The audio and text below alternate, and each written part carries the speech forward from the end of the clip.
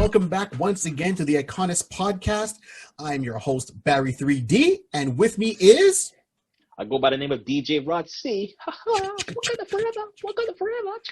forever. Oh my gosh, here we go. So this time, as you can see from our background, we're diving into something a little bit different. It's a little bit lesser known to maybe some of the masses. This is why we're doing this, because we want to shed some light on it, and hopefully, once again, like, share, subscribe. Please let everybody know. We're going to tag people left, right, and center. We're also going to post a link, so if you can maybe even donate to help the channel grow, that would be awesome.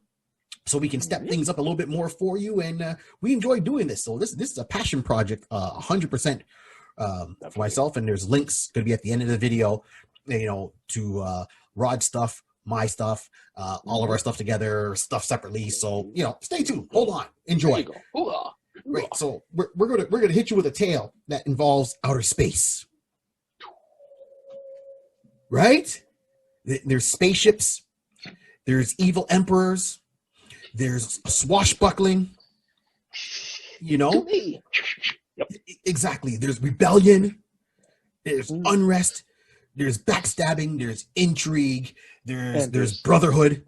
There's love. There's romance. And there's love and romance. Yes. Right. And of course, like anything in the Marvel universe, it starts with tragedy. Tragedy. Hey. We are talking about Marvel Starjammers today. Right? And you're going to sit there and scratch your head like, who's the Starjammers? Well, if you're watching this, you can look behind me and you can see the main person in a red, red and black. He's got red gloves on. His name is Corsair. So yeah. So he's the main person of the Starjammers. And why is he so important? Because if we didn't have him, we wouldn't have some of our favorite mutants in the Marvel universe. AKA Scott Summers. Heck yes. And sorry, go ahead. Go ahead. Scott Summers. Scott Summers and Cyclops and Havoc. I was gonna go with. I'll make it all dramatic with Havoc. Yes, exactly. So that's 2 out of 3. I mean, when I say 2 out of 3, there is a third one called Vulcan who comes in way later on. Yes. Right, but we're gonna go back with this. So this idea was pitched by the Starjammers. So back in early. So this was pitched, and their first appearance was X-Men issue 107 in like 1977. In October. This is when they first, 1977 in October.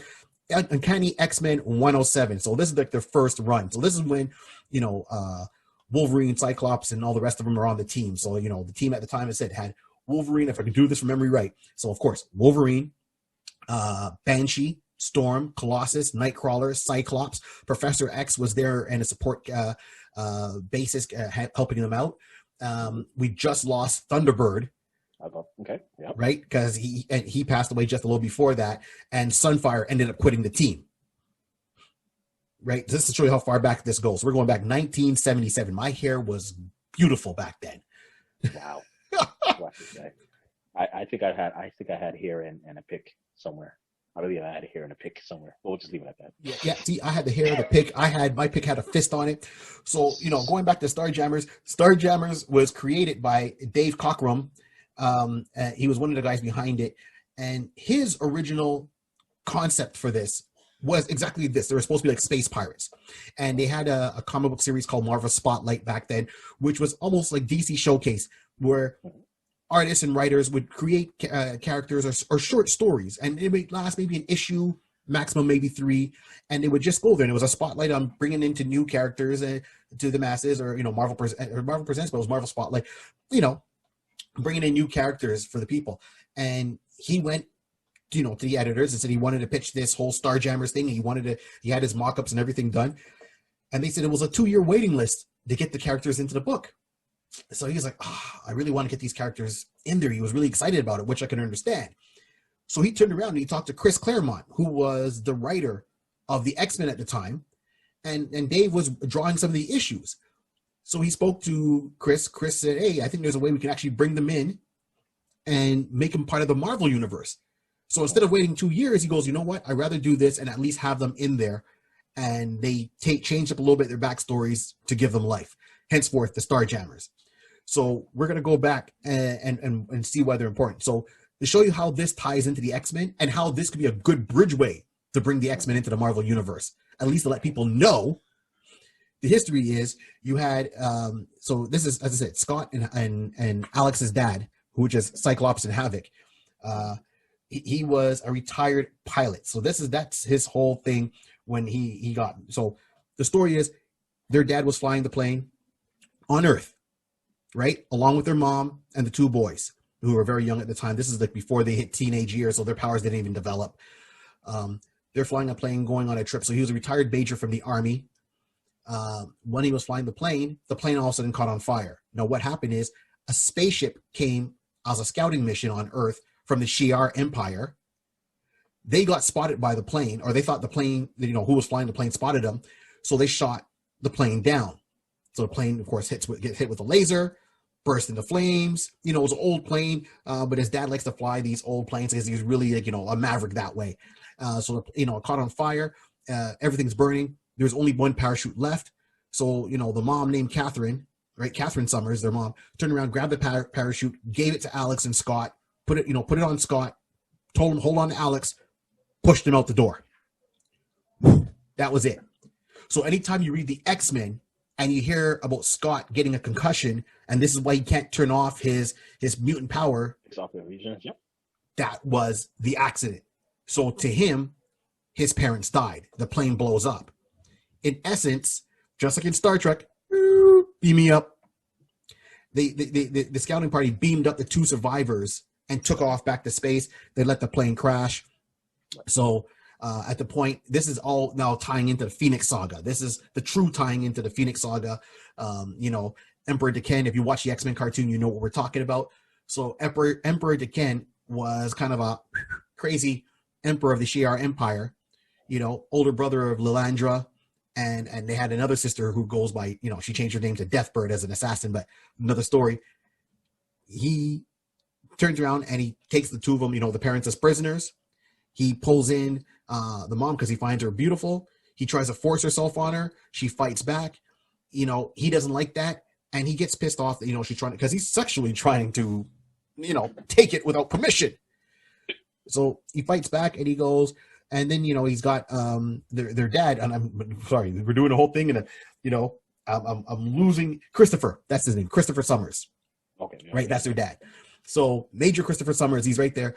And when he fights back, he's like, would you give your life, for her? And he's like, oh, yeah, I'll give my life for her. Don't do anything to her. Take me, let my wife live. And he goes, no, I want you to die painfully because you've been causing me a lot of problems. So he turns around and he kills Catherine right there in front of in front of Chris. And of course he freaks out. He throws him into the slave pit, so to speak. He throws him into, where to keep all the slaves and a prison there. And then he meets a couple of other aliens that were trapped there variously. They turn around, they escape. When they escape the Shi'ar Empire, they're looking around, they find a spaceship, they just grab the spaceship, they take off. Right? So Christopher Summers turns around and he's like, well, to him, my wife, he knows my wife is dead. Right. My kids are dead. He goes, when I looked out the window, I saw the parachute on fire. Even though it opened, it was on fire. There's no way they could have probably survived that. There's no reason for me to go back to Earth. He was angry. He wanted to hurt Decan, and he just forms, the rebellion. These four, aliens, and I said aliens because they're all aliens to each other, turn around and form an alliance and say, hey, we are going to live by our own code. We're going to do like hit and run missions, just to disrupt the Shi'ar Empire as best as we can as our own little form of revenge. Yeah, no, I exactly. So, I mean, the kind of segue from there is that their whole mission, it was the bond. It was the common bond that brought them together. They realized at the end of the day that the Ken had imprisoned them for their individual situations, not even crimes. It was just their individual situations. And the Ken had, basically had put them in like Barry said, into like the slave pits. And there was one day that Christopher was he was being attacked, and the two other people basically came to his rescue, and that's when they kind of formed the alliance, and they were looking out for the fourth companion, and that's where the two initial people, and we'll get to their names very shortly. They were the ones who were looking for their female friend, their comrade. Yes. And basically, with Christopher's help, they were able to find her and then escape. And like Barry said, they said, listen, we need to leave. Sort of like a Star Wars, kind of like out into the docks. We need a ship. Get that one. Let's go. Go catch it. And they took off with that. And that basically bring us to where they decided to. Christopher, again, he being the... I take it that he was at least being very... I think I might be the person right here who might have some knowledge of what to do. I would call myself a captain. I would lead us to like Barry said, to do our hit and runs and take out the Ken as best possible. So they basically followed his lead and accepted him as their leader, Captain Kosar, and that was it. And then, like Barry says, beginning of Starjammers. Let's begin. And that's how it goes on. Exactly. So I mean, a lot of times I said this one gets passed over because people wouldn't know about it. First of all, they're going to compare it to Star Wars, and it's not really a Star Wars-ish. Back in 1977, yes, that's when the first official Star Wars film was released. It was the hype, of course, just like when martial arts came in. Marvel's all over martial arts. When ninjas were the hot thing, Marvel's all over ninjas, right? So when we're talking about space, but these characters still stand up the test of time, and this is what is so cool about it, So, for example, just the name that he chose, a Corsair, is a privateer. That's the definition. He's a privateer. It's a pirate. He's a pirate. And in the Shi'ar Empire, they know that's like, a bad thing for them. And again, he just laughs at it, but because he's the emperor. He's a tyrant. Even though the people follow him, they have to follow him because by blood he is that. He has access to the Emkron crystal, which once again ties into the whole Phoenix saga, just the beginning of that Phoenix saga and leading up to it, to what happened with Jean Grey. And to me, this is the most messed up family, if not I think it's the most messed up family in Marvel. I mean, come on. So first of all, if you look at all of them, right? So you got Corsair, right? And he's a grandfather. So hold on with me. He's a grandfather. He's an outer space, a retired ex-military, pilot, a retired pilot, and he's a space pirate. Then you got Scott Summers, Cyclops, leader of the X-Men. Then you have Havoc at one point, who was with the X-Men, and then he was leading X-Factor, right? Before, so X-Factor at one point was Scott in the original X-Men team, and then it changed to X-Factor when Alex took over, okay? And then you have Vulcan, who was their other brother who they didn't know, who was born in outer space. So when he killed the mom, Catherine, she was pregnant. They didn't know, and they raised the baby there, a fraction that was, dedicated to Ken. So he wasn't raised with good intentions in his heart, and powerful, because all the Summers boys are all just like got cosmic power for some reason. You know what I mean? So that's the third one. And of course, it goes back to when I said Corsair is a grandfather, because Scott's son is Cable. Correct. From the future. So if you see the Deadpool movie, right, the second Deadpool movie, that Cable, right, even though he's older, his father is Cyclops. How, may you ask? Very simple. So, and now bear with me, this is the Marvel way.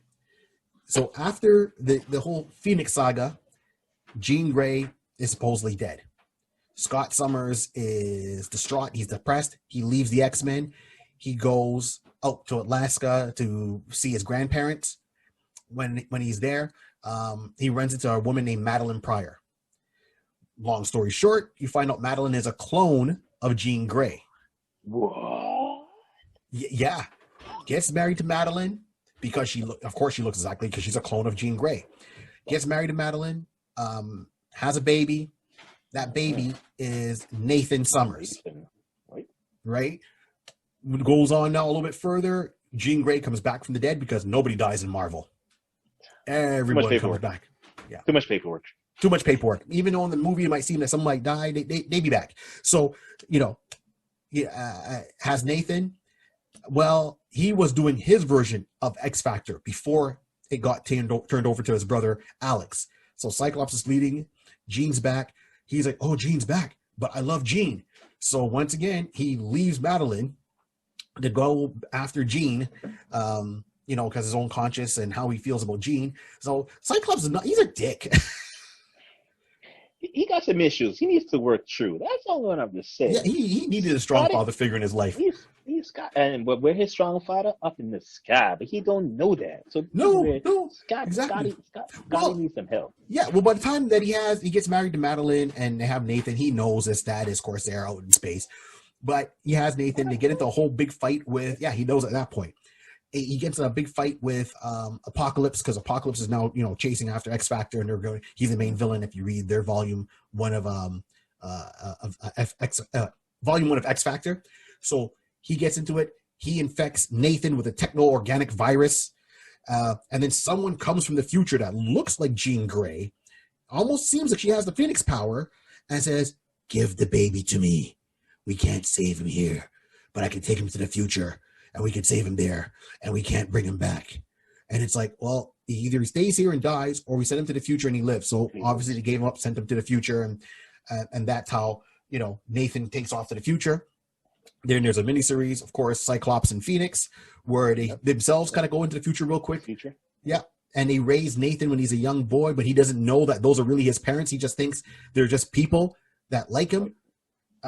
He grows, so he comes back, and when he comes back from the future, finally, he's older than his dad. He's older than his grandfather, you know, and he comes back as Cable, and he changes the name from Nathan Summers to Nathan Dayspring. Dayspring, that's right. Yeah. Of course, he has his own issues, and there's a clone there of him called Strife, but that's a different story.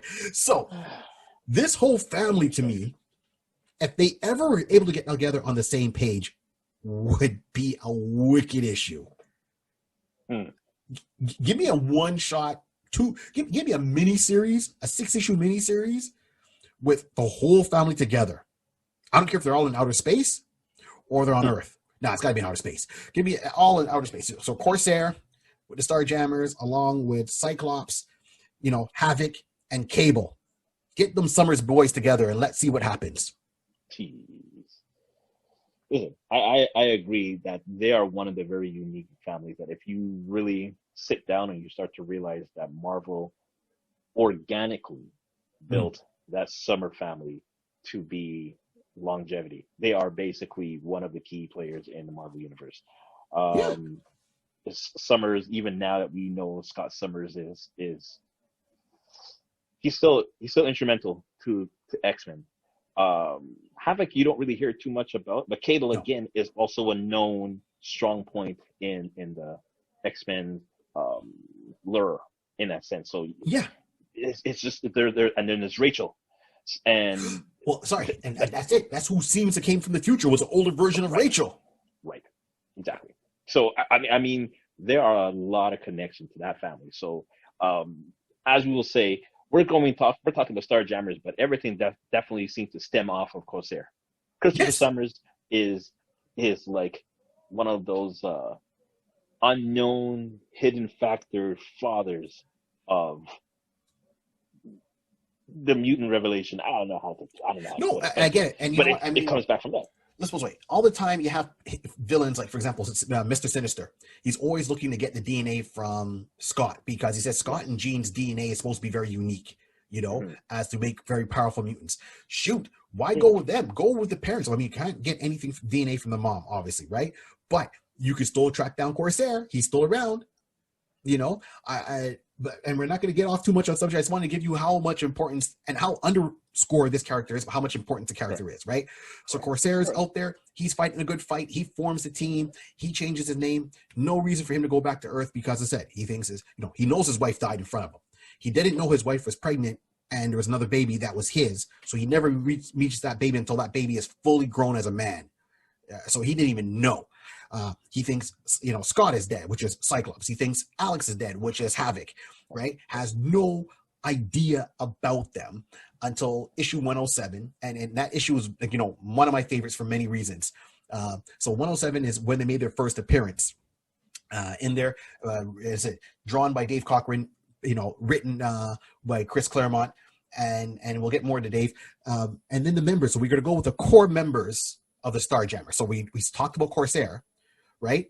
Then there's Raza, who's from an unknown alien race, and he's half cyborg. And, like he's got the cyborg, the robot arm, the robot eye. He's got a ponytail. He's like the weaponsmith. He's just playing out like a bad man.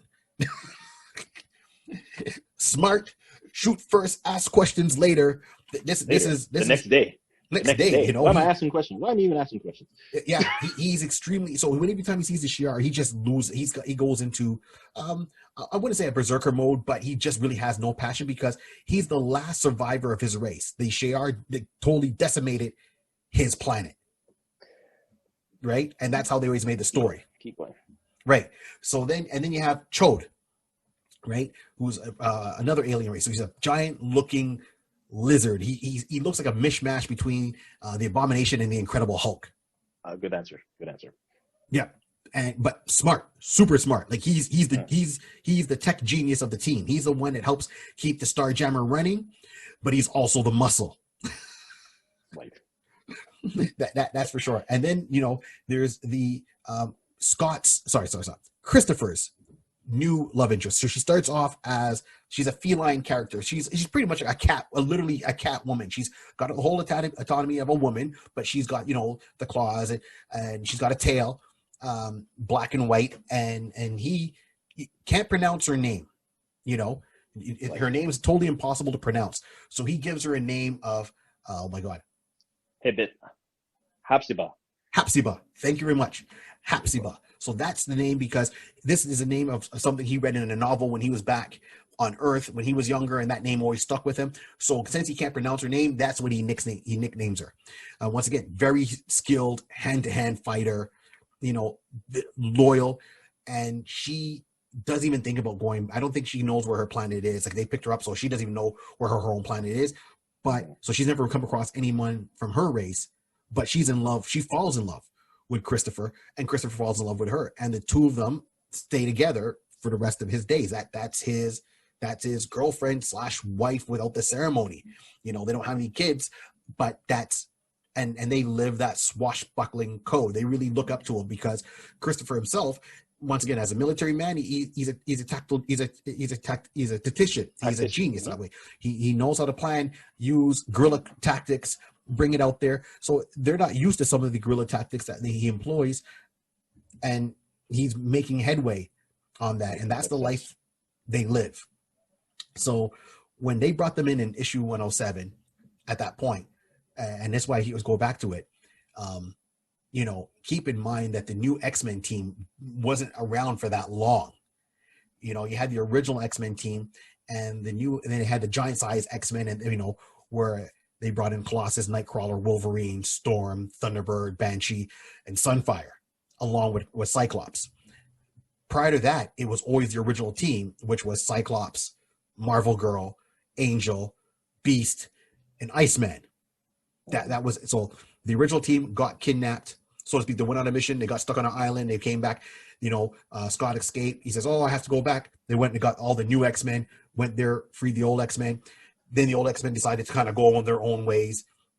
And we'll touch on that differently, to do their own thing. And then Cyclops stayed with the new team.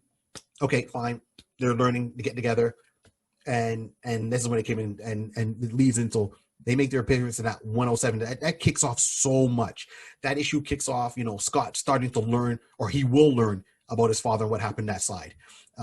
Starts off the whole Phoenix saga a little bit more of what we know it to be and why it became so important and how it was subtly built up. So, Chris Claremont did a great, thing of penciling that whole thing.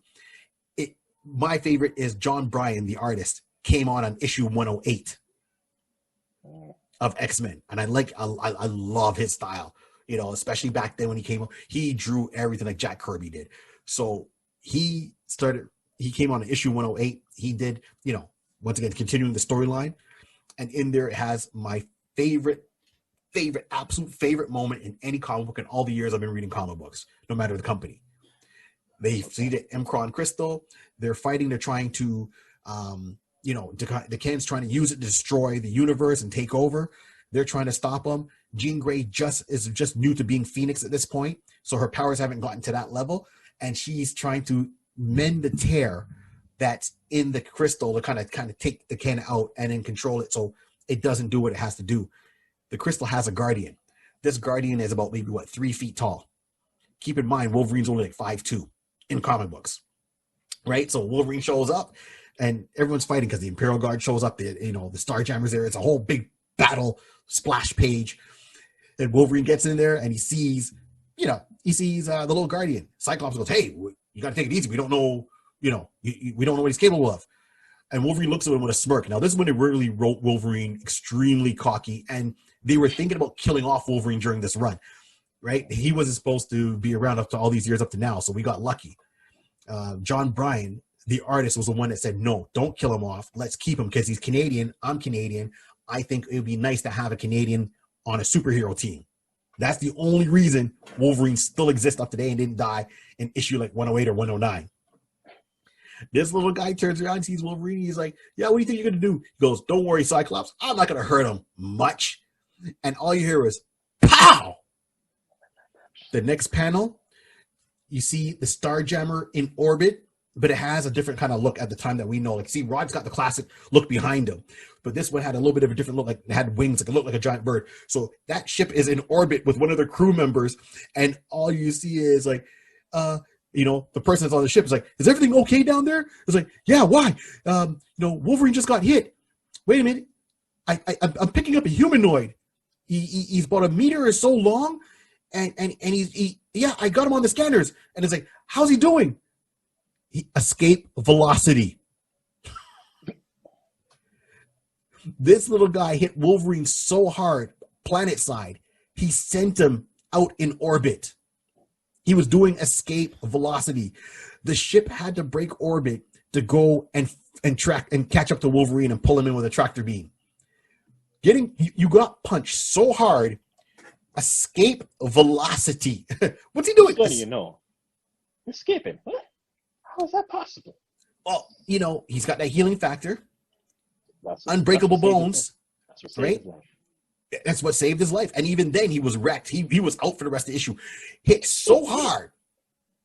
Escape velocity.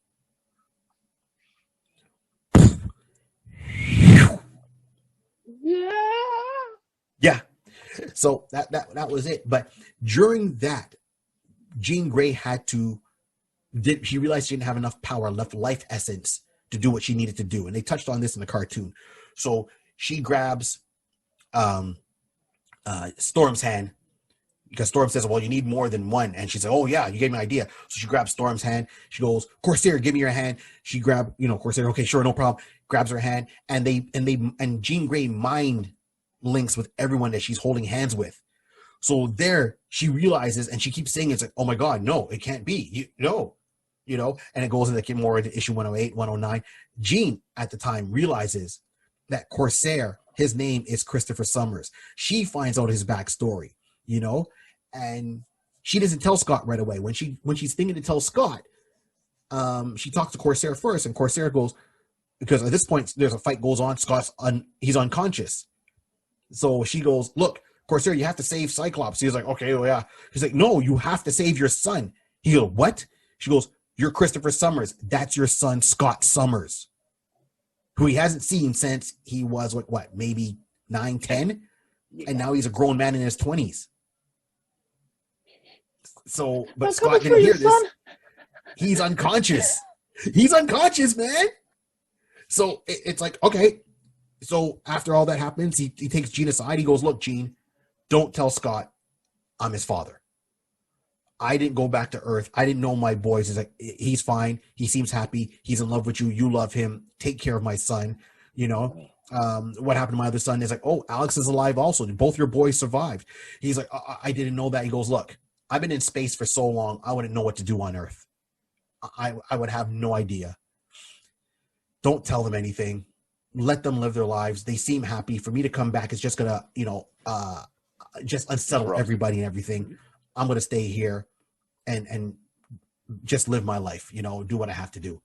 So Jean made him that promise, and that's why he didn't find out right away until many issues later.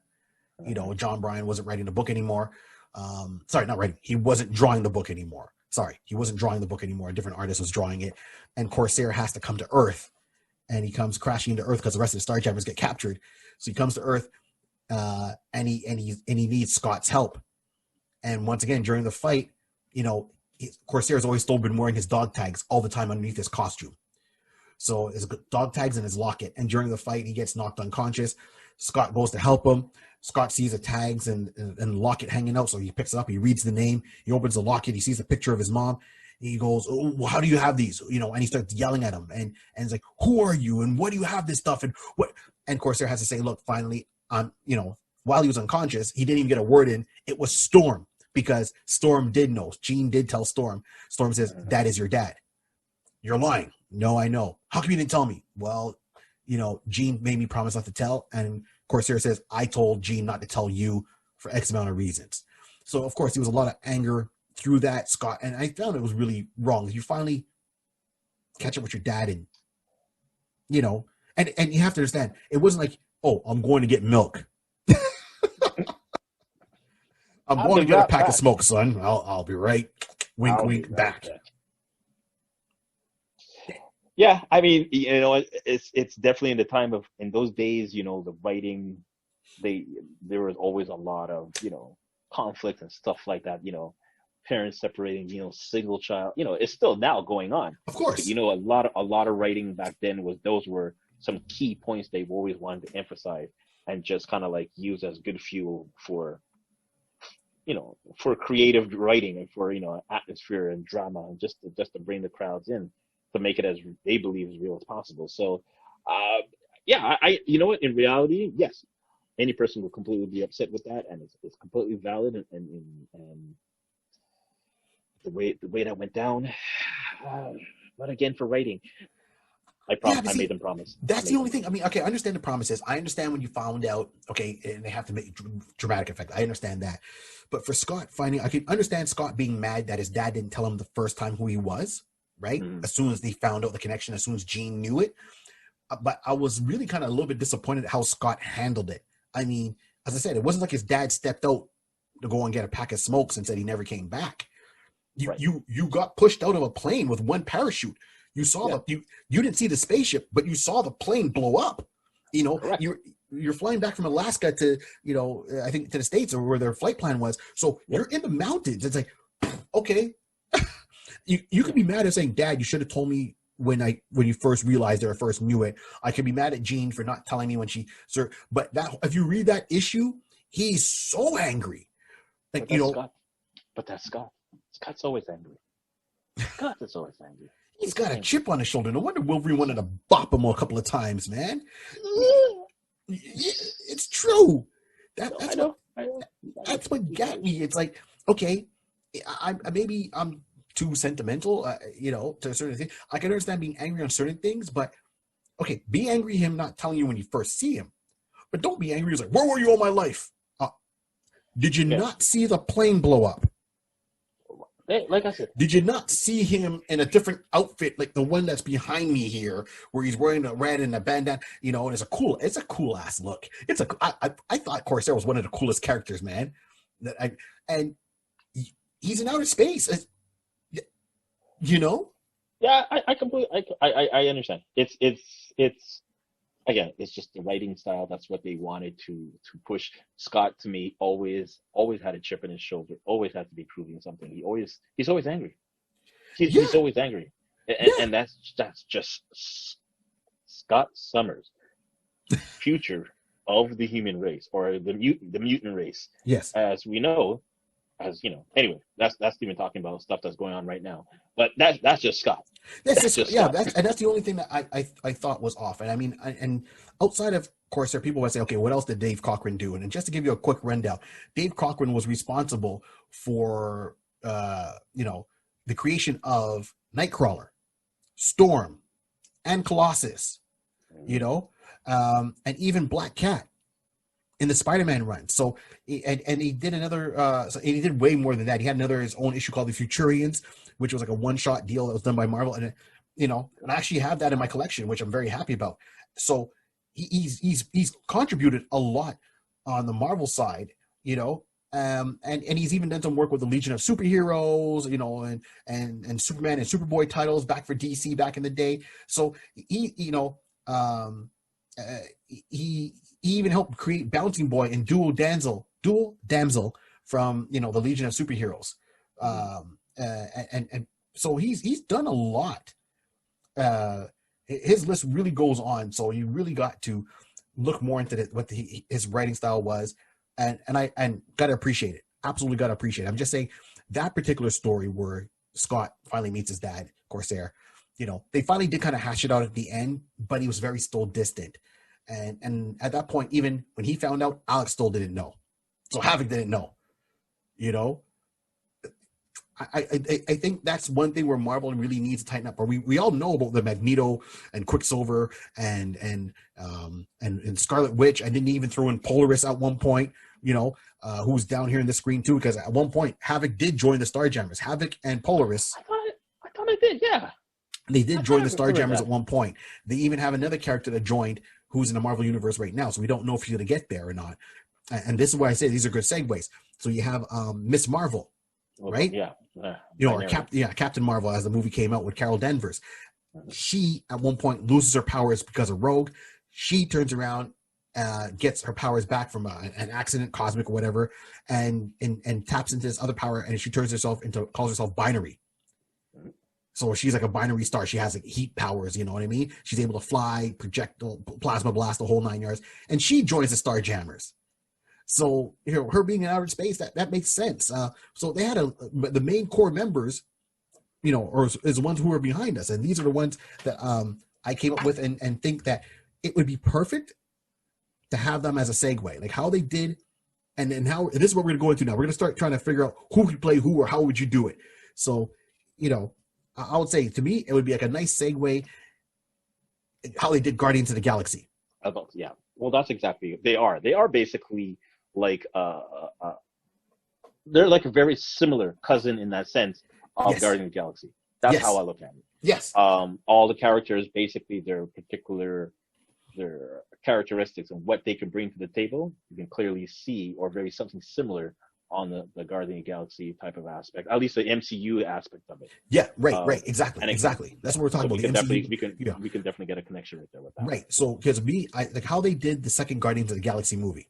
At the very end of it, they brought in people to represent the original Guardians of the Galaxy, what we know from comic books, not the ones that's in the MCU. The MCU one that's that's popular right now is I would say, you know, Guardians of the Galaxy, you know, version 2, you know, 2.0.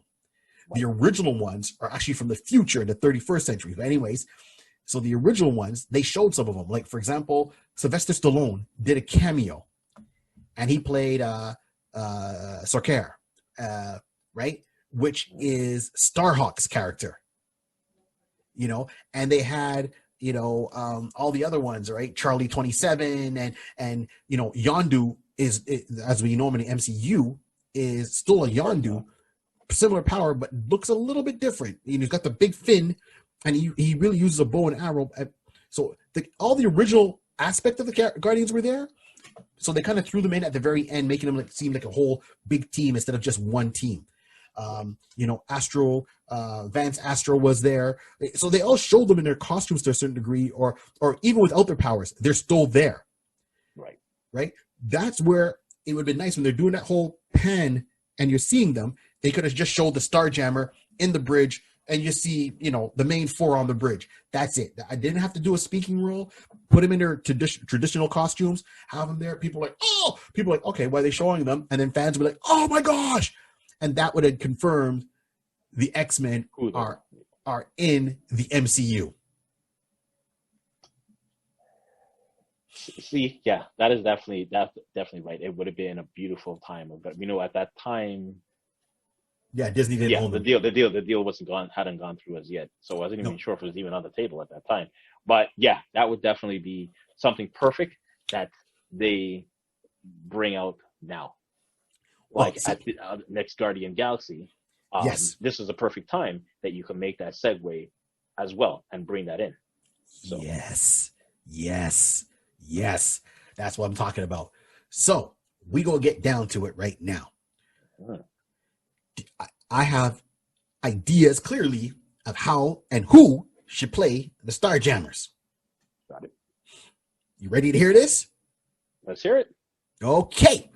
Let me pull out the book. Let me pull out the book. Other man made notes. So, playing him, right? And he might be a little bit younger because I want to capture them. Maybe not too far in the career, but I want them as the Starjammers. If they got to do the Starjammers, let's say they had to do it as a standalone movie. One, I would like, as I said before, bring them into Guardians of the Galaxy as just a little guest, 30-second, and them come in and out. That would confirm the X-Men are in the MCU because you can't have father without son. Right? Right. If they got to get into their history, do their history as a flashback. Just a quick flashback how they did in Watchmen. Don't need a whole movie about their history. We just need a flashback. Throw them in an adventure. Let's go. Let's go for a thrill ride. Okay? If I had to go, and who I picked here can go for live action, or if they had to do an animated series on the Starjammers, because we all know between Guardians of the Galaxy and Captain Marvel, there's a whole space opera of stuff that we haven't encountered yet, and it'd be nice to have a team that's really going to go more into it. So Guardians of the Galaxy had the cartoon. So here's who I picked to play who. So the main man himself, Corsair. Mm-hmm. I'm going with Charlie Hunnam. Charlie Hunnam. He was the lead from Sons of Anarchy. Okay. Right? He did the lead of Charlie, and when you watch the original Sons of Anarchy, right? Mm-hmm. And you see his character in there, as the lead. It almost was reminiscent of, and I said this before, of a King Arthur tale. His dad has passed away, his mom's still there. You had Ron Perlman in it. So his dad and his stepdad his mom and his stepdad are trying to pull him one way. He's got other thoughts about the motorcycle gang. He really was, King Arthur to me. In that aspect, you got past the reins of the kingdom. People are trying to pull you one way, you're trying to go another way, and you get into all these things. And it just kind of felt more to me as like if you had to watch a weekly series, almost of a modern day version of Knights of the Round Table. Each person had their qualities. So first of all, he can play a lead character. Right. So that's one. He's also played King Arthur in a King Arthur movie that was directed by Guy Ritchie. Okay. Yeah, so he was Okay. Yeah. Okay. Go. Yeah. He was also what was the other one? Okay, Pacific Rim, the very first Pacific Rim. So he's always been cast as the lead action guy. So Corsair's got the beard. Charlie can grow that beard. Charlie had the long hair. I think he can definitely pull it off, playing that character, Corsair. That's even if and I know he's not American, but he did 8 seasons of Sons of Anarchy before, people are like, oh, he's not American. No, he's not American. Well, he can pull it off. He's got Pacific Rim. He played an American accent. So Charlie Hunnam is my man to play Corsair, Major Christopher Summers. Very interesting. Okay, definitely. I will give you that one. I was bringing somebody that I thought would be. I'm trying to give that little range. Okay, so how do I go with this? Because the scenario is the person that I picked is or supposed to be in the Marvel Universe, right? But he's not in the Marvel Universe because due to deleted scenes, and you've seen a picture of him, but it was never, say, a proper confirmation that it was him. But yeah, it was a confirmation. So basically, I'm picking Nathan Fillion to be to be Corsair. Now, I'm going that he does have that ability. We've seen him definitely, especially when you start talking about doing voiceovers, and if we're going to do anime, then I was like, oh yeah, I can see him. I can see him pulling that off very easily. Now, yes, he's older as of now, But I was going because now the only problem is, or the scenario is, we don't know when they're bringing in Cyclops and bringing in the X-Men. At what stage of the game we're gonna bring them in. That's true. And I knew that could be an option that could work in my benefit. That if he's an older Cyclops, then Nathan will be good. If they're bringing a younger Cyclops, then Nathan will be a kind of like, it will be too far reach for him. But if we're gonna go with that, I'm just kind of going with the older set in the mind. Like he's been Corsair for like 10 years. I'm like going like more of a. I'm going that it was a flashback history, like saying a bleep of like saying having one of those days that he's on the bridge or back in his captain room, and he's just having a little galaxy whiskey or something like that, just to hold him through. And he just remembering these days, and he's like, yeah, I got here by that ancient Shar Empire took my family away from me. My son, the last thing I saw was my wife pushing the sons out the door, and I saw. But he's thinking memory. He's having memory, so I'm going with Nathan because Nathan has the ability to be, Corsair. He does have the, he's a very serious person. So we know him that in what's that word I was going to say? Oh my gosh, my mind just went completely blank on the show.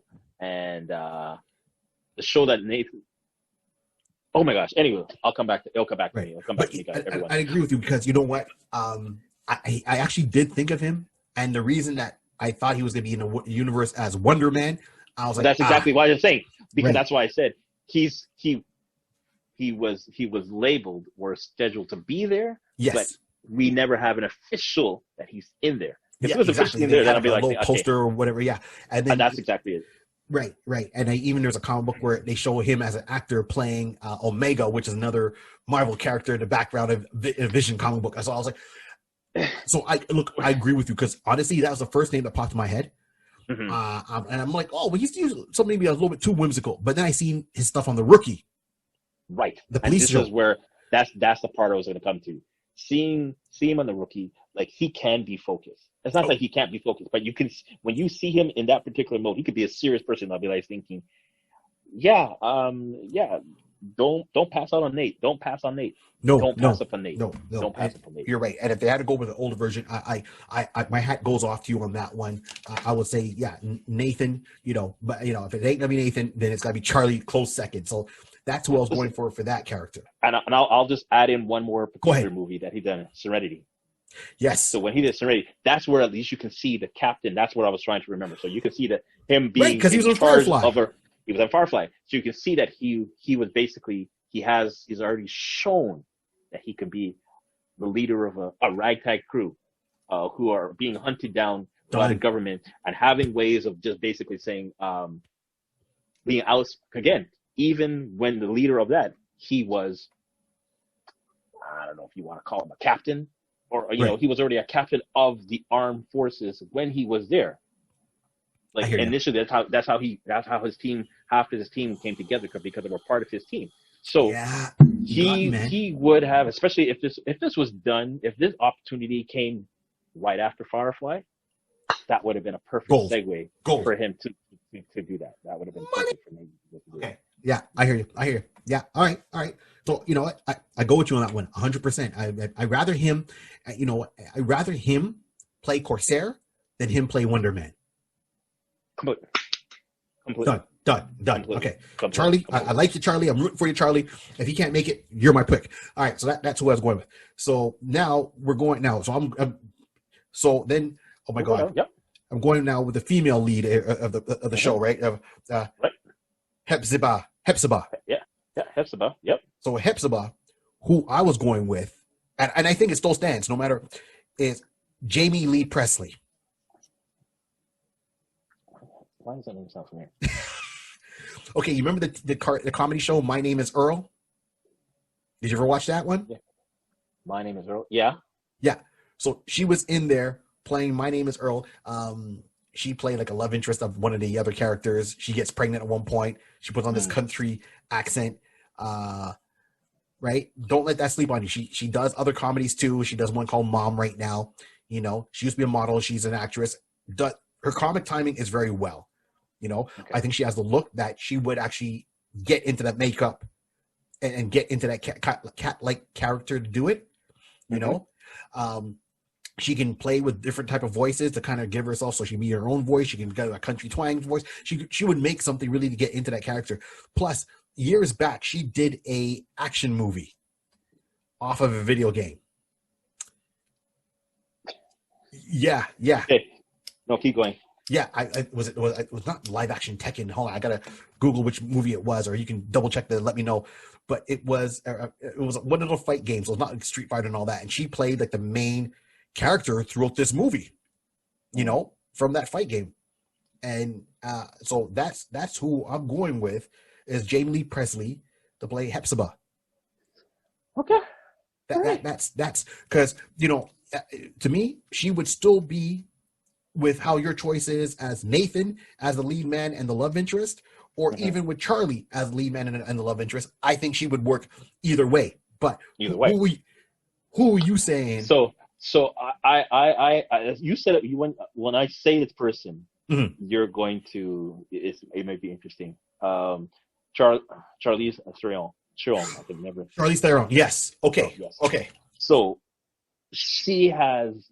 Again, Hepzibah has the ability, you know, she's hand-to-hand combat and stuff like that, you know, has that silkish, you know, cat-like type of appearance, you know, has that very, you know, sexy charm to her, and you get too close to her, she'll scratch your eyes out.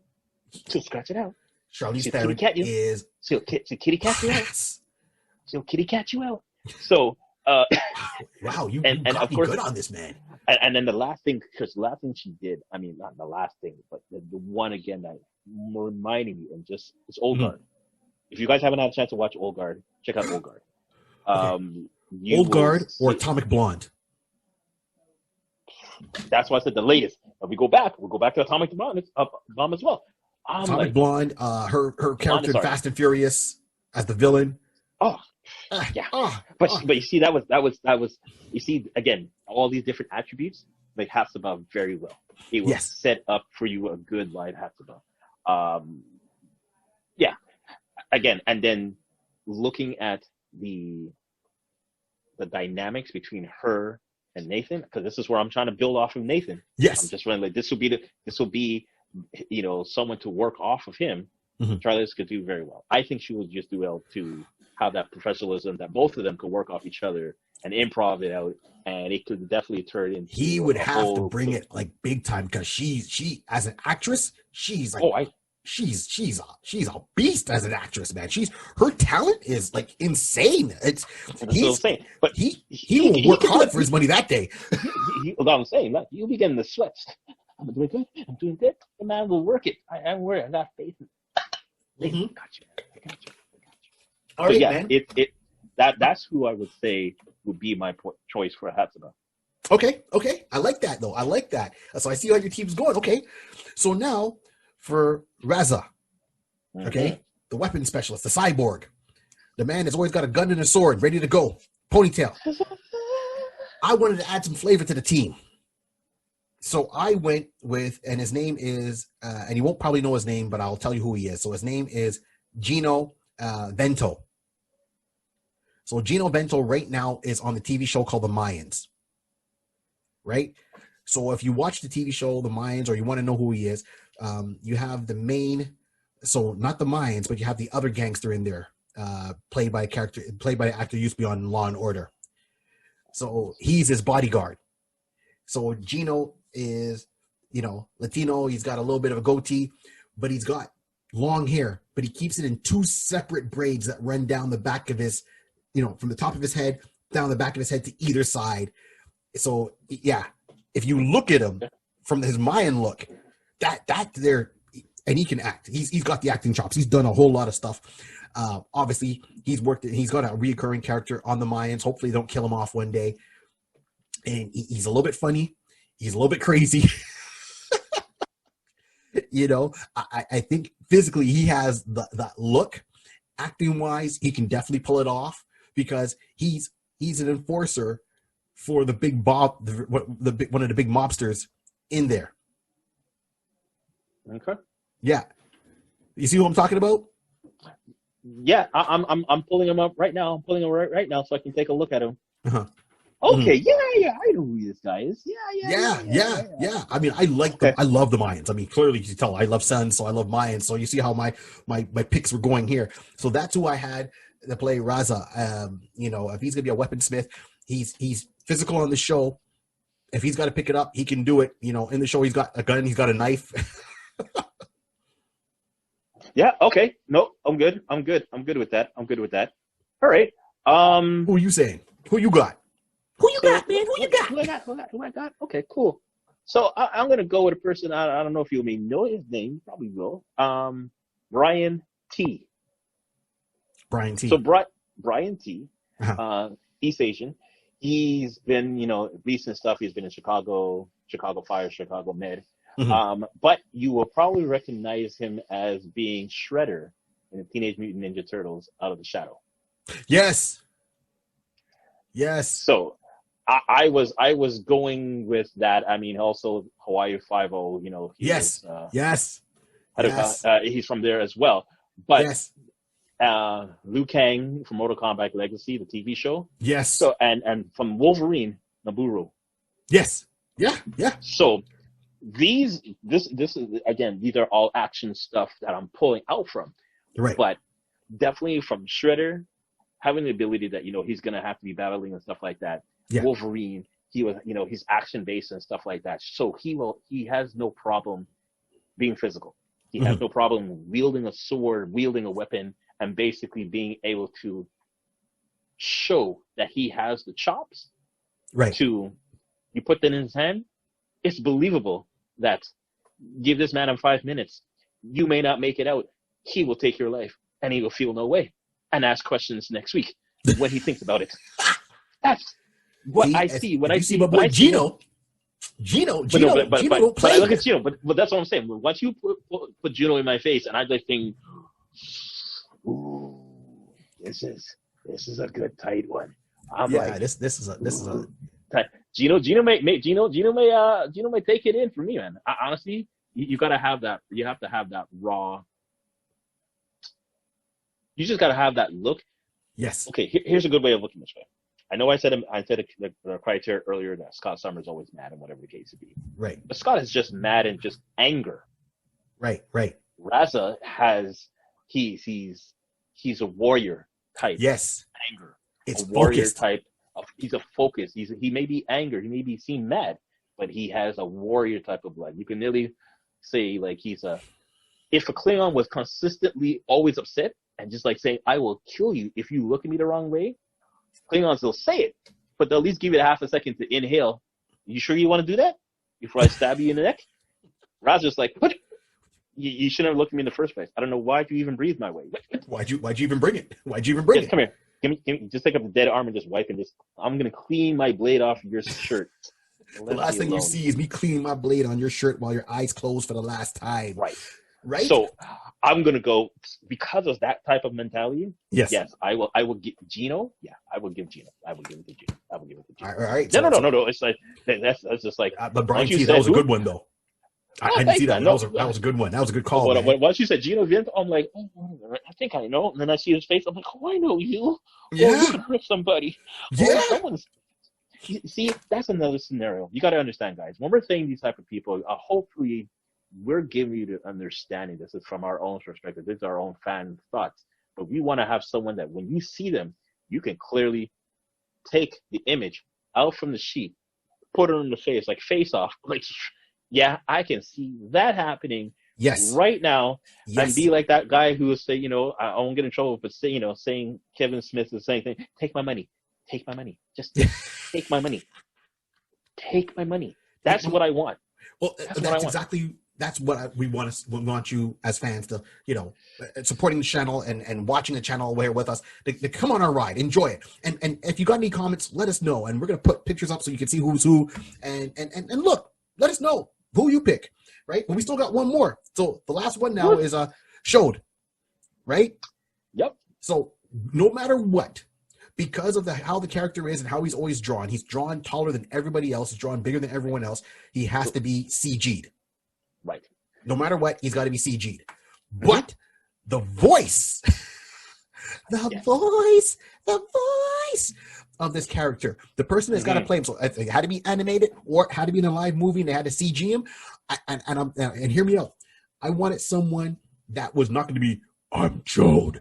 I'm, you know, I don't want the deep voice guy. I think it's fun sometimes we have the big tough guy and he has a little bit of a softer voice and he has to portray that some way. Right? So it's like when you meet Mike Tyson, it's like, oh shoot, Mike Tyson. Hey, what's going on, yo? What you guys trying to do to me? That's Mike Tyson? But you still ain't gonna mess with him. You ain't gonna make fun of his voice in front of him or within earshot. So who I was going for to play Shode was Patrick Oswalt. Let's see. Patrick Oswalt, stand-up comedian. He's a huge comic book nerd. Okay, there's a scene, and you got to look it up on the TV show Parks and Recreation. Patrick Oswalt goes in there, and he does a whole telling of Star Wars. You know, his version of how Star Wars should have been. And this rant goes on for about 4 minutes. It's beautiful. He was also on King of Queens. He's also in Marvel Agents of S.H.I.E.L.D., the TV show later on season where he plays twins. And then he plays his own father, you know, and they always all look the same. So, or, you know, he plays triplets and he plays his own father. So, Patrick, as a comedian, he's hilarious. As an actor, this guy is fire. He always steals a scene. Right. So, to have him playing Shode and the fact that he's gonna play in an action movie, not only will he go above and beyond, and you CG him because you don't have to say, well, he doesn't look like the action hero person. He doesn't have the big muscles. He's not 6'2". No, it's gonna be CG. So let Patrick Oswalt play him because he's tough. He's a fighter and he's intelligent. And when you hear Patrick talk, you're gonna sit there and going, Patrick knows his P's and Q's. And Patrick, you don't have to tell Patrick the source material. Patrick knows it and will tell you the source material, issue by issue, line by line. You understand that? Pat knows. Pat Oswalt. That's who my Shode is for this Patrick team. will basically just say, "Listen, we're doing the script. Can I just run off? Just kind of run off the chest after that." Sure, Patrick, no problem. Are we recording this? Make sure you're recording this. Yeah, he's saying good stuff. Patrick's gonna rewrite the script. It's gonna come out better. So that's it. It's just like, whatever. Oh my gosh.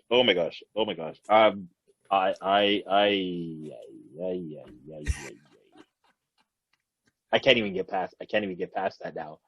Now it's not even default to who I'm gonna pick. Like I'm going with somebody that. Okay, so basically, what we know of Chode, is that he's like a big giant, but a giant teddy bear in that sense. He's when he needs to, bring the muscle. The muscle. It's game time. It's game time. But when he's not, I mean, he's friendly. He has that type of social type of, he's people like him. So I mean, he's a people person. Regardless of his appearance, he's a people person. When it came into the X-Men. And they were meeting the Starjammers for the first time. Well, the rest of them were like, well, we're the Starjammers. He's like, hey, guys, how you doing? He's the one that's going to talk first before swinging a punch. But when he's about to swing a punch, you might be doing escape velocity. Yeah, we might just say that. I'm not saying. I'm just saying. So it's hilarious when you said Patrick, my mind, oh, my gosh, that can work. And then I went to Tiki from Thor Ragnarok. Right. Yes. The director, right? So when he did oh my god, I don't know why. Oh my gosh, I can't believe it. I know he had the high pitched voice, like he's almost sound like Australian. Yeah, and it just like, oh, that makes sense. We will accept that. I can't see nobody. I can hear no one else but him now. Going forward, I can't hear nobody else from him. So now that you put Patrick in this mode, I'm like, oh, that's so good. So. Wow, I'm literally trying to get over that. So let me focus. I can win this. I'm gonna do my best. Okay, so who I chose was David Aguilar. So David Aguilar, some of you may or may not know him. He's definitely been more on He's a British actor, Mhm. and he's been more. You've seen him a couple of times in a different shows. He appeared on Supergirl as Manchester Black. Oh, okay. You remember, right? Yeah. And definitely more recently, he's been on Star Trek Discovery. So, Yes. so this is where I'm going with that ability to have that twofold. When he was in Manchester Black, like he like when it's time to when is Manchester Black? Manchester Black he was just mean. He was not evil, but I mean he was just he had his own agenda. So Yeah. he can just be focused, like, so basically I'm taking that when the muscle time to come on, someone's gonna lose an eye. Someone's gonna lose an eye. We're just letting you know right now. But when it came to Star Trek Discovery, he was great on there because he was a lone cargo type of pirate in that sense. So you can see there's little similarities from there. Right. But he had the ability. Book was his name. So Yes. Booker was who was. Yeah, he had the love interest with the main character. Yeah. Exactly. He always had the cat on his ship. Always had the cat in his ship and everything like that. But at least you can see the soft side because he had the cat on his ship. Mhm. He was a soft person that basically he always was trying to help out all those endangered species and bring them back to his planet and everything like that. So that's where the soft side would come in. So this is where I was looking like he has the ability to voice, because we're not going to see him again, like you said, this character is going to be CG. Yep. He's, it's very rare you're going to find someone who's going to have the body mass to be that big in size. So, no matter what, we're going CG down that route. Absolutely. It has to be CG. There's no. Now, the only thing on the connection we have is voice.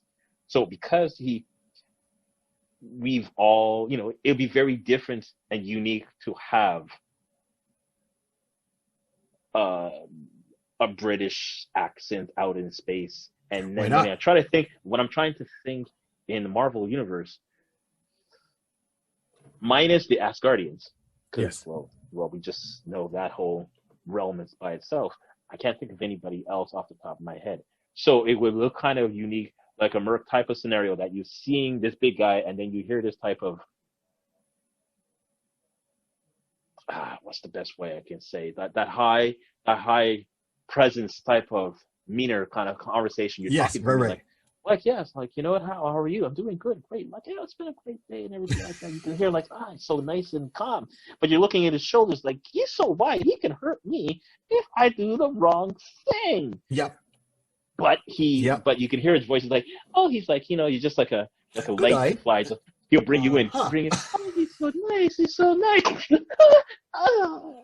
The arm and just Crumpet. dash you away, crumple you in crumpets, and that's it. So that's who I was going with. Wow. Okay, so that was my thoughts. That was my thoughts. I like that. Mm-hmm. But Pat, I don't know. Look, this book. I'm just gonna say, David, you're going to have to work hard, boy. You're gonna have to work hard. Patrick's coming for your food, boy. Patrick's coming for your food. I'm just saying, bro. Work hard. But Patrick's coming for your food. I'm like, that took me. So I'm like, I thought I had that. I'm like, listen, I'm going good. I'm going strong. I'm going like 3 for 3. I'm going through. Patrick Oswalt. Wait, I know who that sounds familiar. And then when you start going through the Star Wars, I'm like, this is not good. No. Work hard. Damage. Damage. Yeah, no, I was coming, man. So this is pretty much 2 for 2. You got 2 good ones. I got 2 good ones. I really came in at the end strong. So Yeah. You know what? We go end this one off here. Once again, thank you for listening. This is one about the Starjammers Corsair. We know we had to go a little bit around to fill in some more history for you. If you want to read more about them, start off with volume 1 of the X-Men, issue 107. That's when they come in. 108 is when Chris Claremont, he was writing it the whole time, but that's when John Bryan took it in, and it was such a beautiful thing. They have a couple of miniseries out there for Starjammers. They're easy to find, trade paperbacks that will put their whole run together, and you'll see what they do. Signing off here, my name. And let me just make this last point. I'm gonna say this right now. I know we have all the stuff on Disney Plus going back and forth, and this is great. I'm loving it. Disney Plus should really consider doing a series like either Marvel Spotlight or Marvel Premiere. If they would do that and just do 1 or 2 cartoons, make it a 40 half an hour, 40-minute special on maybe one on the Starjammers and then one on other characters that we are going to talk about in the future. This would be a cool way to show the fans something without committing to a long 12, 13 episode run or a full out movie, Completely. Yeah. Completely. I mean, let's keep in mind back in the day, and I'm saying back in the day, it's not, that far back. Marvel came out, and when they did the first Iron Man movie, keep in mind, they came up with Doctor Strange as an animated movie. Yes. The reason they did that is because they said, we don't have the money to do the budget for the special effects at the time. So they did it as a cartoon movie, and it was really, really good. So really go back and watch it. And look what happened all these years later. We got the live action, so I think that they should do a Marvel Premiere or Marvel Spotlight, bring back their old titles, do it as they're doing What If. So bring it out, wet people's whistles, see what maybe fans will really get excited about, and then take it to the next step in a couple of years, or if not sooner than that. So that's my 2 cents. I'm going to keep pushing that. We're going to tag all this stuff. And on that note, my name is Barry3D for Deep Dark Delicious. Hey! And I go by DJ Rod C. Yo! Right on. And this is the Iconist Podcast. Thank you for listening. Thank you for watching. And, at the end, please check our links, share, subscribe, hit the like button, please, let people know. And if you can help the channel grow, that'd be greatly appreciated, so we can kind of keep doing this more often and update our equipment and stuff like that. Then all that goes towards the channel of making it grow. So thank you for your time. Thank you for your day, and keep in mind that the world started here with an HB pencil, a piece of paper, and imagination. Signing off.